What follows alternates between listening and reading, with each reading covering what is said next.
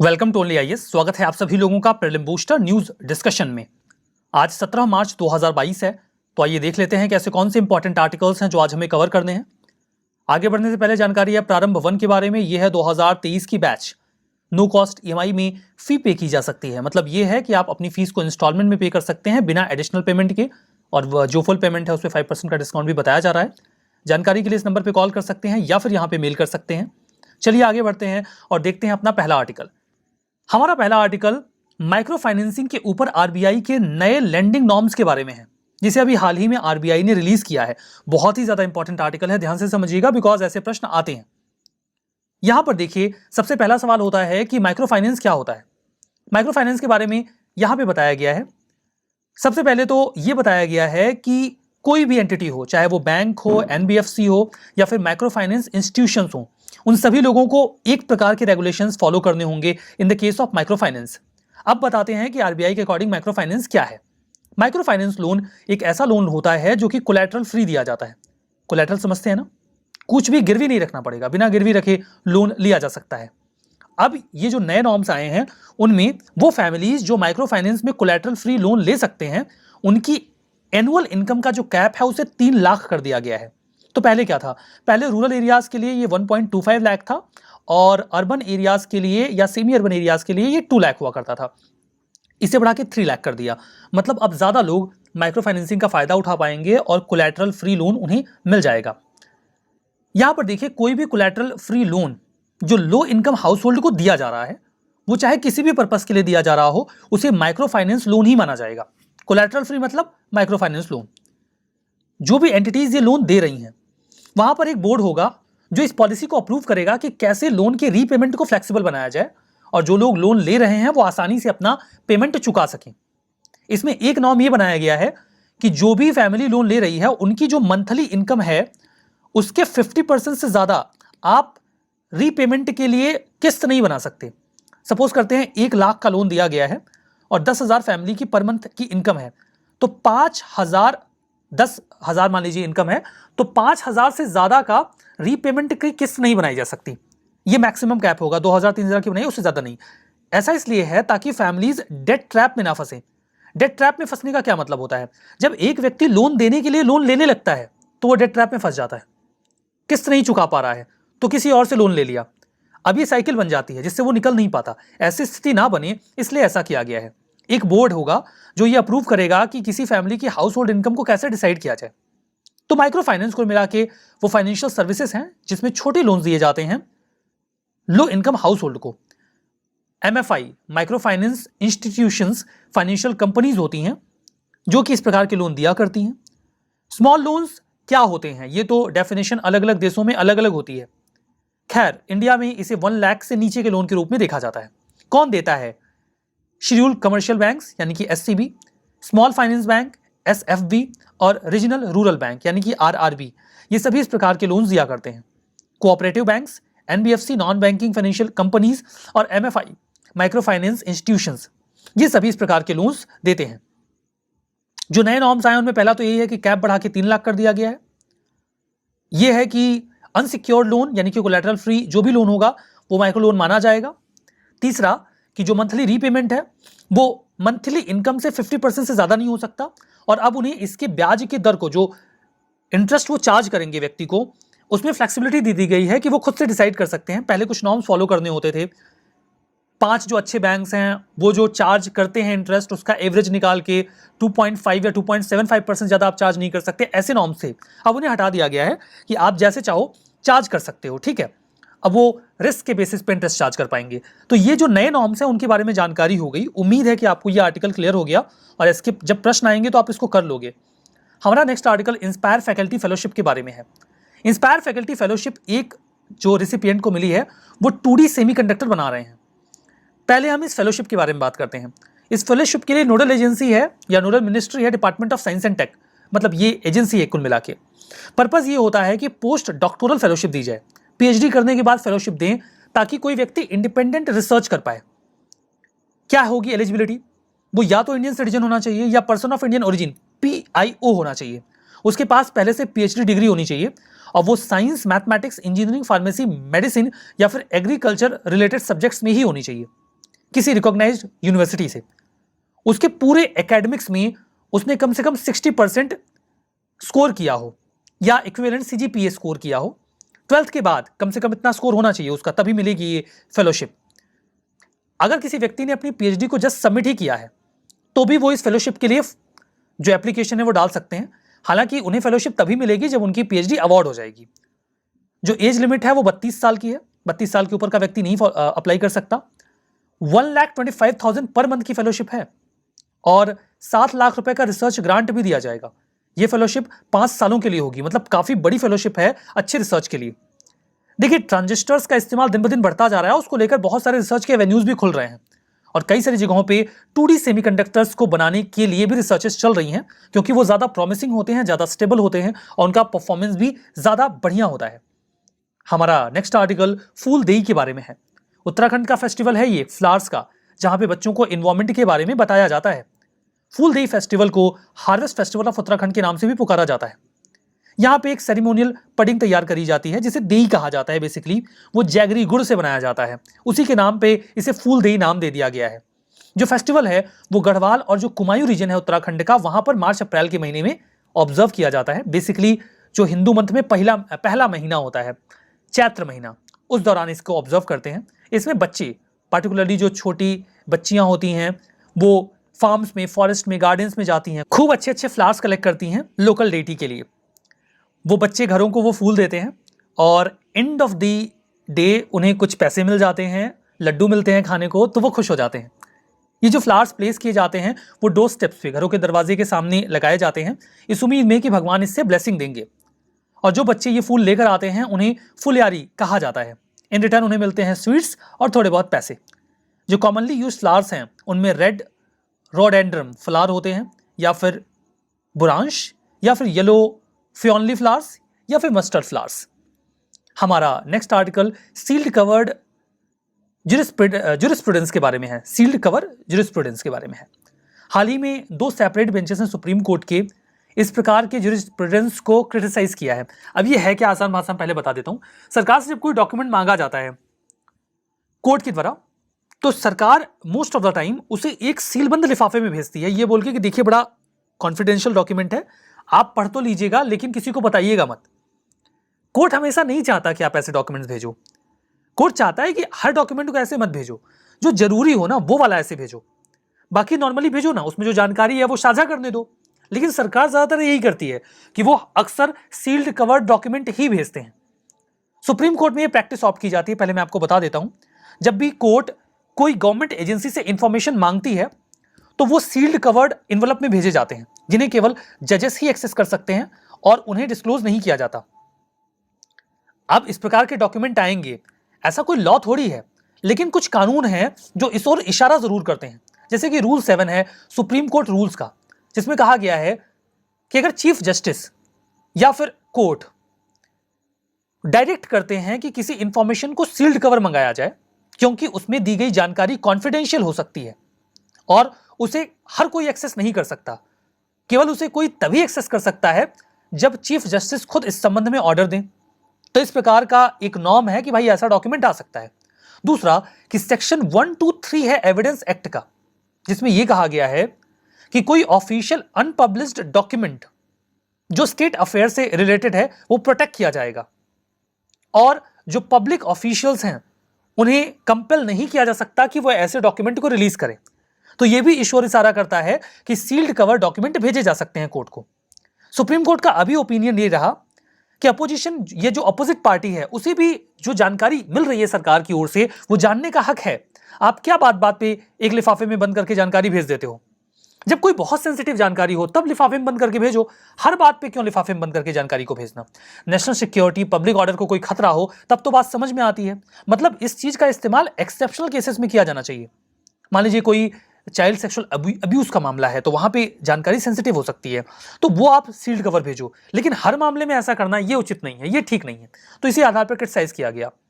हमारा next article project dolphin के बारे में है। मिनिस्ट्री ऑफ जल शक्ति ने अभी हाल ही में डिस्प्लेजर एक्सप्रेस किया। बोले हम खुश नहीं है।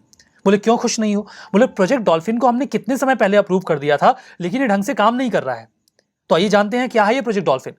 प्रोजेक्ट डॉल्फिन ये जो इनिशिएटिव है इसे इन प्रिंसिपल अप्रूवल तो 2019 में ही मिल गया था, जब नेशनल गंगा काउंसिल की पहली मीटिंग हुई थी, जिसे हेड करते हैं हमारे ऑनरेबल प्राइम मिनिस्टर, तभी इसे इन प्रिंसिपल अप्रूवल दे दिया गया।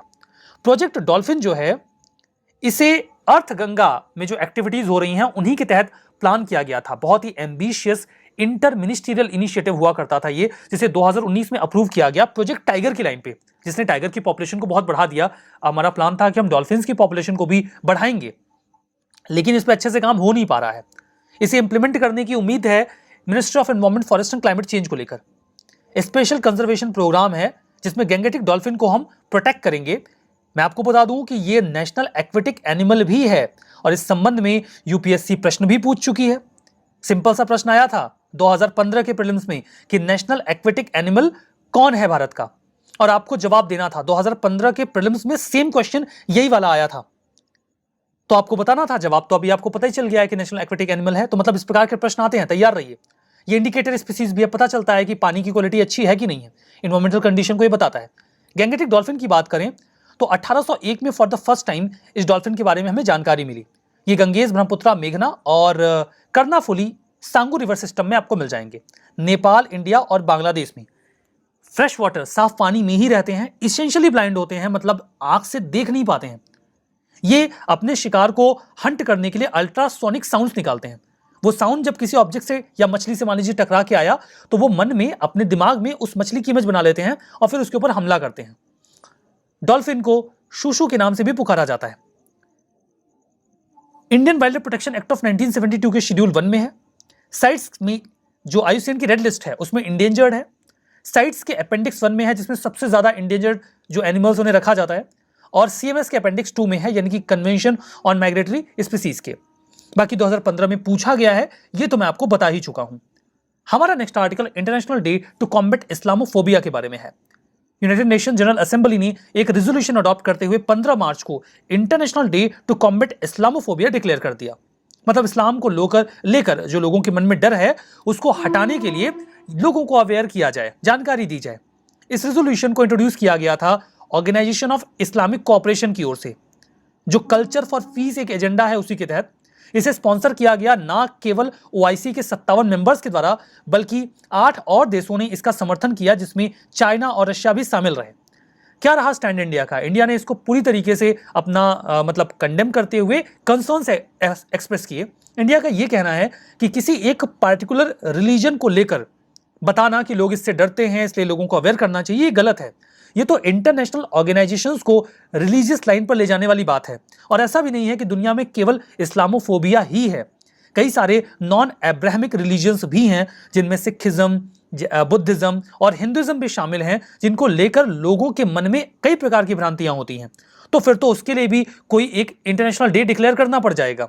तो इस प्रकार से रिलीजियस लाइन का इस्तेमाल करके किसी एक रिलीजन को लेकर डे डिक्लेयर करना, यह गलत होगा। तो इंडिया ने इसका सख्ती से विरोध किया। ना केवल इंडिया ने, बल्कि कई सारे वेस्टर्न नेशंस ने और ईयू की कंट्रीज ने भी इसका विरोध किया या अपने रिजर्वेशंस दिखाए, अपने कंसर्न्स जाहिर किए। हमारा next article fundamental right of foreigners के बारे में है। अगर कोई व्यक्ति भारत में आकर अपने वीजा टाइम के एक्सपायर होने के बाद भी स्टे कर जाता है, तो उसके ऊपर जब कार्रवाई होती है तो वो लोअर कोर्ट को अप्रोच कर लेता है। अब इस बात को लेकर सरकार की आपत्ति रहती है। सरकार ने अभी तक इस पर कुछ कहा तो नहीं, बट उन्होंने कोर्ट से राय मांगी है। उन्होंने कहा कि आप बताइए कि क्या ये सही है, क्योंकि इससे लॉन्ग टर्म इंप्लीकेशंस हो सकते हैं। और कोर्ट को भी ऐसा लगता है कि हाँ ठीक है, मतलब कि अगर कोई व्यक्ति अपने वीजा टाइम के एक्सपायर होने के बाद यहां पर है, तो क्या उसके पास अधिकार होना चाहिए कि वो कोर्ट को अप्रोच करे, जबकि उसने एकदम नोन तरीके से ऑलरेडी अपनी रूल्स को ब्रीच किया है। और क्या केस हो सकता है जब वो कोर्ट को अप्रोच कर सकता है? मान लीजिए कि एक्सीडेंटली ऐसा हुआ हो, किसी मजबूरी में ऐसा हुआ हो कि उसका जो वीजा टाइम है वो ब्रीच हो गया हो, तो कौन सी स्थितियां होंगी जब उसके पास लोकल कोर्ट को अप्रोच करने का राइट होना चाहिए, कौन सी स्थितियों में नहीं होना चाहिए, इसी संबंध में कोर्ट से राय मांगी गई सरकार के द्वारा। कौन से ऐसे फंडामेंटल राइट्स हैं जो केवल इंडियंस को हैं, और कौन से ऐसे हैं जो केवल फॉरेनर्स, इंडियन और फॉरेनर्स दोनों को हैं। तो फंडामेंटल राइट्स को लेकर ये प्रश्न बनते हैं। फंडामेंटल राइट्स बहुत ही जरूरी होते हैं। राइट्स वो एसेंशियल कंडीशंस होती हैं जिनके बिना व्यक्ति अपना पूर्ण विकास नहीं कर सकता। अधिकार मनुष्य के वे दावे होते हैं जिनके अभाव में व्यक्ति अपना पूर्ण विकास नहीं कर सकता। तो अधिकार क्लेम्स होते हैं, दावे होते हैं, जिन्हें स्टेट रिकॉग्नाइज करता है और कॉन्स्टिट्यूशन गारंटी करता है कि भाई लोगों को ये मिलेगा ही मिलेगा। ये भारत में पॉलिटिकल डेमोक्रेसी को स्टैब्लिश करने के लिए बहुत जरूरी है। यहां पे देखिए इस बात को बहुत अच्छे से एक्सप्लेन किया गया है, बट मैं बिल्कुल आसान भाषा में आपको बताता हूं कि आर्टिकल 15, 16, 19, 29 और 30 ये जो आर्टिकल्स हैं ये केवल इंडियंस को अवेलेबल हैं, ये आर्टिकल्स फॉरेनर्स को अवेलेबल नहीं है। इसके अलावा जो फंडामेंटल राइट्स हैं वो इंडियंस और फॉरेनर्स दोनों को अवेलेबल हैं। तो ये याद करना बड़ा आसान है, 15, 16, 19, 29, 30, 15, 16, 19, 29, 30 ये केवल इंडियंस को अवेलेबल हैं, फॉरेनर्स को अवेलेबल नहीं है। तो केवल इंडियंस के लिए 15, 16, 19, 29, 30 और जो फॉरेनर्स को भी अवेलेबल हैं 2014, 20, 21, 21A, 22, 23, 24, 25, 26, 27, 28। तो ये तो सभी को अवेलेबल है, ठीक है। अब देखिए यहां पे एक प्रश्न 2020 का है, Which one of the following categories of fundamental right incorporates protection against untouchability as a form of discrimination? पूछा गया है कि कौन सा फंडामेंटल राइट अनटचेबिलिटी के खिलाफ प्रोटेक्शन देता है। यहां पर सही जवाब है राइट टू इक्वलिटी में है। काफी आसान सा प्रश्न था, फंडामेंटल राइट के ऊपर आपने कर भी लिया होगा, एग्जाम दिया होगा। तो अब आइए अपने चलते हैं गवर्नमेंट स्कीम के सेक्शन में। मिनिस्ट्री ऑफ फूड प्रोसेसिंग हमने पकड़ा हुआ है, उसी में जो दूसरी स्कीम है प्रधानमंत्री किसान संपदा योजना, उस पर चर्चा करेंगे। प्रधानमंत्री किसान संपदा योजना का ऑब्जेक्टिव है फूड प्रोसेसिंग को इंडिया में बेटर करना। फूड प्रोसेसिंग क्या होती है? फूड प्रोसेसिंग में हम फूड को या फिर जो रॉ मटेरियल है उसे इस तरीके से प्रोसेस कर देते हैं कि वो ना केवल ड्यूरेबल बन जाए बल्कि उसमें वैल्यू एडिशन भी हो जाए। जैसे कि गेहूं से आटा बना लेना या फिर दूध से मिठाई बना लेना, ये फूड प्रोसेसिंग का एक अच्छा एग्जाम्पल हो सकता है। इससे एग्रीकल्चर का वेस्ट कम होता है और हम इस योजना के माध्यम से जो एग्रीकल्चर है उसे सप्लीमेंट कर रहे हैं और प्रोसेसिंग को मॉडर्नाइज कर रहे हैं। यह सेंट्रल सेक्टर स्कीम है, मतलब जो भी खर्चा आएगा केंद्र सरकार देगी। इस स्कीम को जब लॉन्च किया गया था तो इसका नाम था संपदा, फुल फॉर्म था scheme for agro marine processing and development of agro processing clusters. Umbrella scheme थी ये, मतलब इसके भीतर कुछ अन्य स्कीम्स भी थी। मैं आपको बता दूं कि इसमें टोटल 7 स्कीम्स हुआ करती थी, जिनमें पहले से एग्जिस्टिंग 4 स्कीम्स को क्लब किया गया और 3 नई स्कीम्स को भी ऐड कर दिया गया। इसके जरिए जो पैकेज दिया जा रहा है उसमें हम कॉम्प्रिहेंसिव मॉडर्न इंफ्रा तैयार कर रहे हैं, जिसमें सप्लाई चेन मैनेजमेंट भी होगा। जैसे कि हम बात कर रहे थे कि इसमें 4 ऑनगोइंग स्कीम को रखा गया और 3 नई स्कीम्स को। तो देखते हैं कौन कौन सी सब स्कीम्स इसका हिस्सा रही। जैसे कि पहला रहा मेगा फूड पार्क। हम बनाएंगे खूब बड़े बड़े फूड पार्क्स जहां पर फूड प्रोसेसिंग की जाएगी और इसे इंप्लीमेंट किया जाएगा स्पेशल पर्पस व्हीकल के माध्यम से। दूसरा, integrated cold chain value addition and preservation infrastructure.